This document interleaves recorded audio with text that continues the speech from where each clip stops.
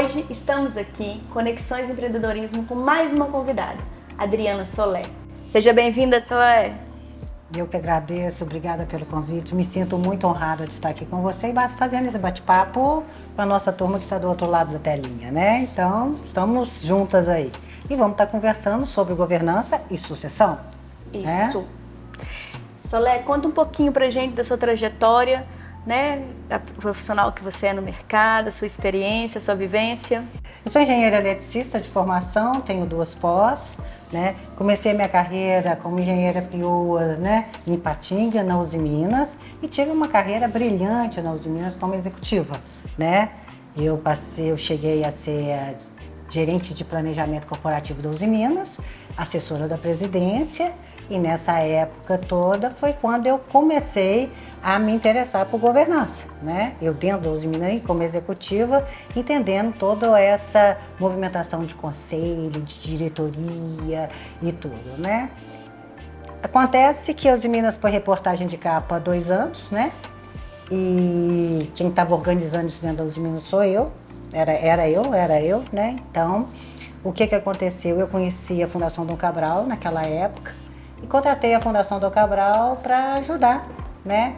A ser aquela referência conceitual para os Minas, né? Para estar todo mundo na mídia, por que era, todo mundo interessado, como é que uma empresa tinha sido por 2 anos do exame, né? Então, nesse período eu conheci o Rossetti e conversando sobre o que estava acontecendo na Uzi Minas, a visão toda de como é que é esse jogo de poder entre conselho e diretoria, ele me convidou para escrever um livro com ele. Rossetti é uma das mentes mais fantásticas que eu conheço no mundo, né, sobre o ponto de vista de economia e tudo, e me senti na época muito honrada de fazer parte desse projeto. Acontece que nós escrevemos o livro, a primeira edição, foi um sucesso a primeira edição, e aí você passa a ser referência num determinado grupo por conta de um livro, né? Saí da Uzi Minas em 2009 e a partir daí o meu foco sempre foi empresas familiares pequenas, né? Ali para a gente estruturar a ambiência de governança, porque é importante, e a questão de conselhos de administração e consultorias e coisas do jeito, né? Então, começou como executiva, tive uma carreira que eu olho para trás e falei assim, que ótimo, né? Eu tenho o maior orgulho dela. Brilhante. Né? Brilhante, né? Cheguei a ser assessora da presidência, recebi na época pelo trabalho todo desenvolvido na Uzi Minas, uma medalha do Itamaraty, do governo japonês, como uma das 150 pessoas no Brasil que ajudavam nessa interface entre Brasil e Japão, né? Então foi fantástico. Aí, mas o que acontece, né, já? Que a vida muda. As coisas mudam. Então, de repente, muda o presidente da empresa, você é assessora do presidente, gerente de planejamento corporativo do sistema Uzi Minas, muda a forma de fazer as coisas dentro da empresa, muda o jogo, você aposenta a sua turma, você percebe que o jogo que veio não é o jogo que é o seu jogo, né, que tem ali, então você aposenta a sua turma e pede para sair, porque o jogo que estava se mostrando ou estava configurando era um jogo que já não me interessava sob o ponto de vista de carreira pessoal. Sim. Né? Então é bem essa coisa. Então, como eu já tinha um plano B, que era livro. E teve uma transição. E já teve uma questão da transição, e a gente já estava ali naquele momento com você ter livro, eu já estava sendo convidada não só para aula, mas para palestras e tudo. Você começa a perceber as opções que você tem. Porque para fazer a transição você tem que ter opção. Sim. Você não larga uma escada para ter a outra. Né? Você tem que simplesmente, você só vai largar uma escada quando você estiver com a outra bem segura. Então essa transição eu soube fazer direitinho, né? E quando eu percebi que o jogo não era mais aquele, você pede para sair. E foi fácil de... Não foi fácil. Não, foi fácil quando você tomou a decisão para fazer a sua transição. Porque fica muito claro o que você quer e o que você não quer na sua vida. Sim. Porque eu acho que nós temos etapas na vida da gente, tanto profissionais quanto pessoais, que chega um ponto assim, deu. Já deu. E a partir daí, a gente vai buscar outras coisas. Agora, a gente nunca tem essa coragem se você não tiver plano B. Então, uma das coisas que eu acho que é muito importante quando se fala de transição é você ter sempre um plano B e um plano C em andamento. Porque a sua vida pode estar muito bem, mas ela pode mudar a qualquer hora. Sim. o mundo corporativo é isso o tempo inteiro. E o fato de ser engenheiro, de trabalhar numa empresa que era muito, naquela situação muito machista, muito homem, tudo, isso ficou muito claro para mim desde depois. A vida muda, né? Você tinha que estar se adaptando, né? E aquela coisa toda, né? Então, foi muito interessante, porque, por exemplo, a primeira patente feminina da Usiminas é minha. Né? Então, eu como engenheirinha PO e tudo, e as pessoas, como assim? Como que você conseguiu? Eu falei assim, muito esforço. Muito trabalho. Nada, nunca veio de dedicação. graça. E nunca veio. E aquela questão de você não ter medo de encarar as oportunidades que vêm. E principalmente as coisas que são diferentes.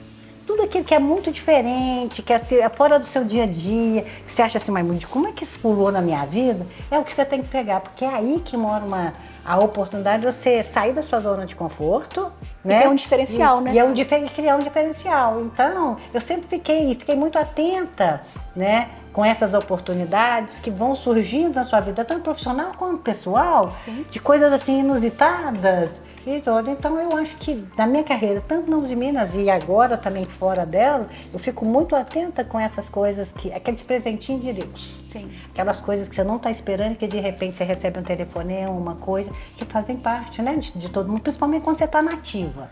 Se você ficar dentro de casa parada, não acontece nada. Mas você está nativa, de repente começa a aparecer uma opção de coisa assim, que você, de onde veio isso? Eu acho que é um legado da gente mesmo, do esforço que a gente faz ali. Do reconhecimento. Do reconhecimento de tudo, né? Eu acho que isso faz toda uma diferença. E quando você está atenta. E a coragem de encarar. Porque também pode chegar, você pode estar procurando, mas aquela travada. Será? Não tem será. Chegou. Você tá em casa, chegou a coisa, é agora, é aqui agora e vamos que vamos. E como é que vai ser? A gente vai fazendo. Vai descobrindo o caminho, fazendo. Né? Então eu acho que essa sempre foi uma característica que eu acho que é importante. Foi por isso que essas coisas como governança, essa mudança de carreira aos 50 anos, né? Eu mudei a carreira completamente, eu comecei do zero. E quando eu saí das Usiminas, a situação era tão complicada, o ambiente estava tão nefasto ali, que foi plano de aposentadoria, foi tudo que você não tinha condição de negociar com o tipo de pessoa que estava ali naquela época. Entendi. Então foi um corte, tinha que ter sido um corte muito violento, para você falar assim, ó, acabou. E aí você começar do zero, de uma forma muito, né, mais profissional, mas eu já tinha certeza do que eu queria. Era governança, era conselho e era consultoria daquilo que você tinha condição de ajudar os outros, né, numa transição de família, de negócio, que é o que a gente fala em governança quando a gente trabalha.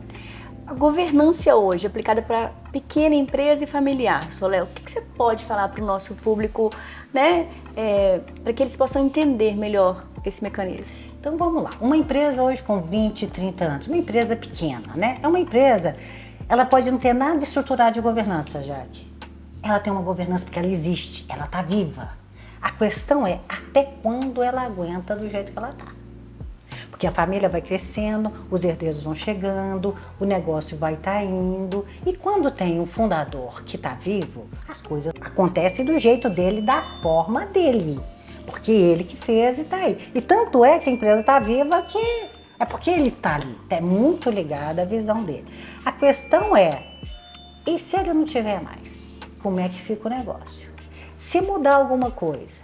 O que aconteceu muito na pandemia foi que a pandemia deixou isso muito claro para as empresas familiares, principalmente Sim. essas de... Porque, de repente, com o vírus democrático, né, o fundador percebeu o seguinte, se me pega da noite para o dia, como é que fica o meu negócio? Sim. Como é que as coisas vão... E, de repente, ele percebe que não tem um acordo de acionista. Tem os almoços de domingo que determinam, se acontecer alguma coisa comigo, vai ser isso. Mas não está formalizado. E se não estiver formalizado, não acontece nada, não tem nada pronto.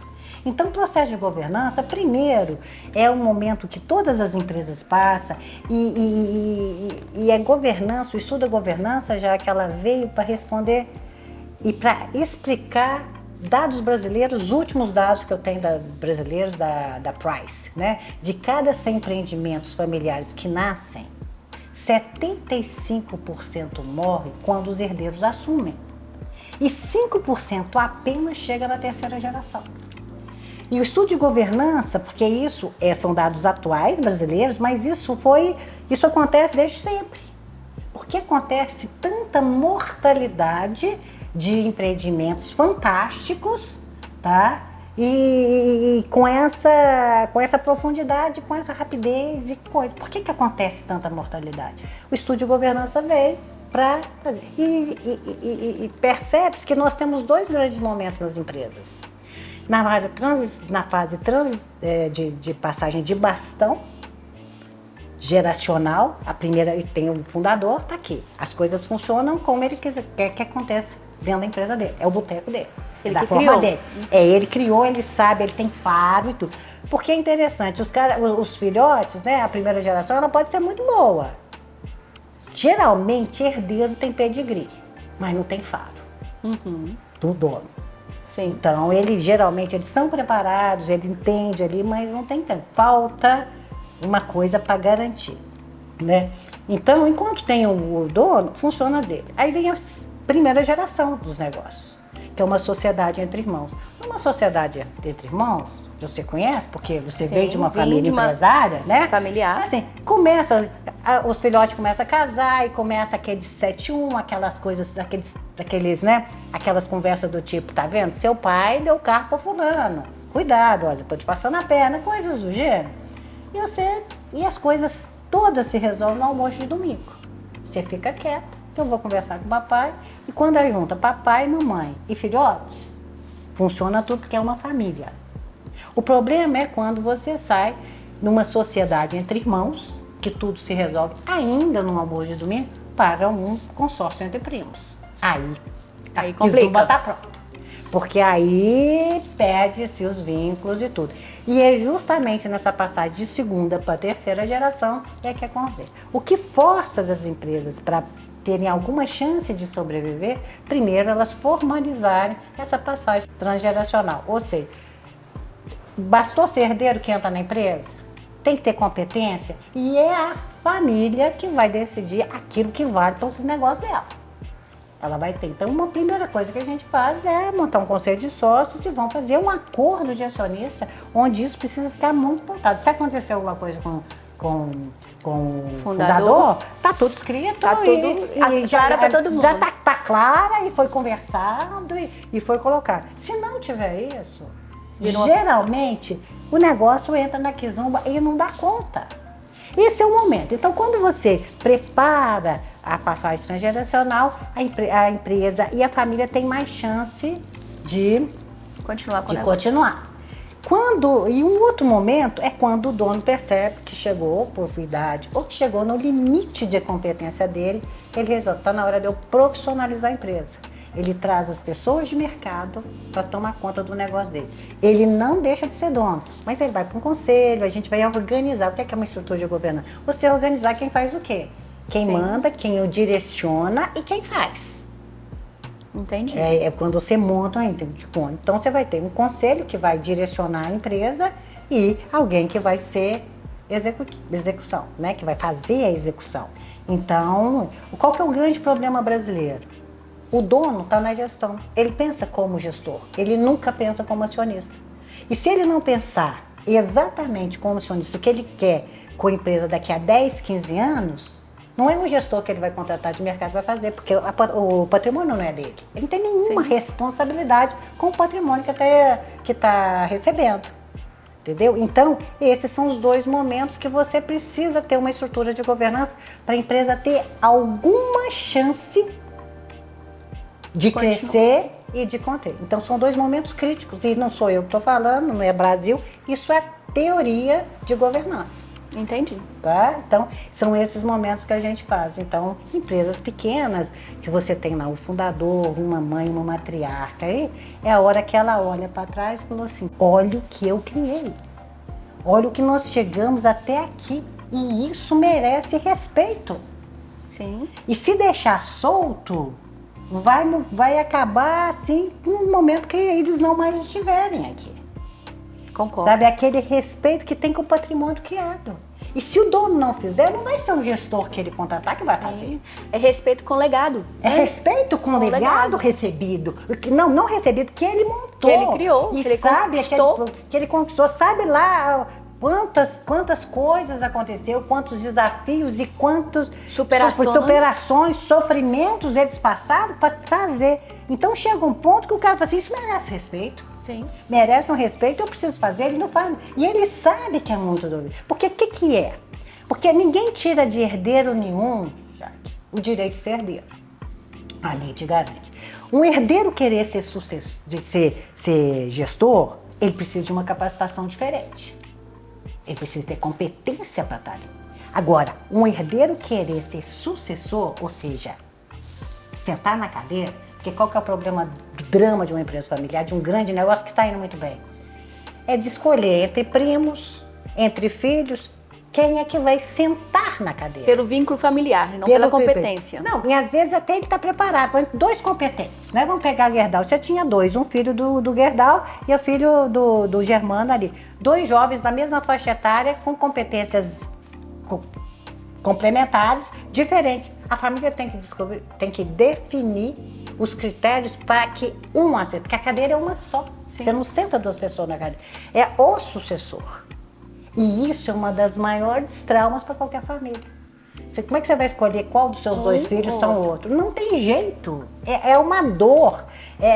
Mãe não consegue. Pai fala, tem pai que fala assim, e eu prefiro morrer do que fazer essa escolha. É uma escolha de Sofia. Porque isso cria problemas no almoço de domingo, no batizado do filho, nas coisas, nas festas de Natal. Porque, sabe, se você não trabalhar bem a família como empresária e com essas regras, claro, se você não criar isso, são coisas que criam conflitos internos muito difíceis para uma família resolver. Então, esse é o problema. Vamos aproveitar que não tem nada, que não tem drama para resolver e vamos colocar a ordem na casa do jeito que a gente quer. As coisas, por mais difícil que seja, é mais fácil quando você tiver, por exemplo, na falta de um ou no sequestro de um. Quem vai pagar o sequestro, por exemplo? Se você não tiver isso. Isso tem que estar no acordo de acionista. Então, é você organizar momentos críticos e preparar a família para a falta dos fundadores, né? E para a falta de uma forma negócio, onde o negócio é mais importante. Todo mundo precisa entender que a sobrevivência das gerações depende da permanência do negócio. Sem negócio, não tem sobrevivência, não tem nada. Okay. Então, esse é o ponto, esse é o papo. Nós vamos ter uma live com a Adriana Solé, aonde ela vai esclarecer pra gente mais sobre esse tema, sobre governança, que é um tema tão pertinente para as famílias, né, brasileiras que têm empresas familiares. A gente vai deixar uma caixinha de perguntas e a Solé vai responder todas para vocês na live. Vem pra live. Vem pra Jaque Moreira. Esperamos vocês, vai ser um prazer a gente estar discutindo de assuntos tão caros para todas as famílias, principalmente as empresárias. Contamos com vocês.